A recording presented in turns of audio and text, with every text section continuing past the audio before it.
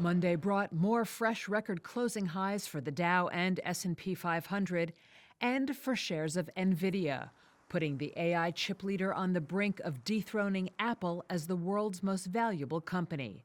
The Dow gained about 0.5%, the S&P gained roughly 0.75%, and the Nasdaq climbed nearly 0.9%. An index of semiconductor companies jumped 1.8% to a more than two-month high, also aided by a nearly 7% gain in shares of ARM Holdings.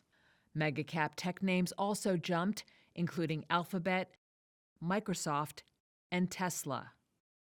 Well, what is very interesting is that the trends haven't really changed. Melissa Brown, managing director of investment decision research at SimCorp, said that despite the start of rate cuts by the Federal Reserve, which should benefit small and mid-cap companies, big tech stocks are still leading the charge. Stocks that have done well continue to do well. Stocks that have done poorly continue to do poorly. So it's interesting that we haven't really seen a change in trends, even though we did get this big Fed action during the quarter.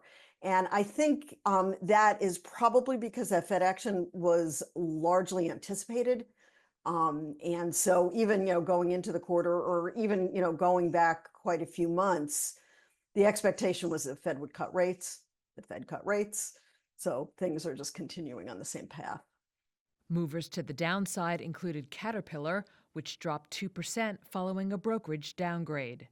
And Boeing fell 1.3% after the plane maker flagged a larger than expected third quarter loss on Friday.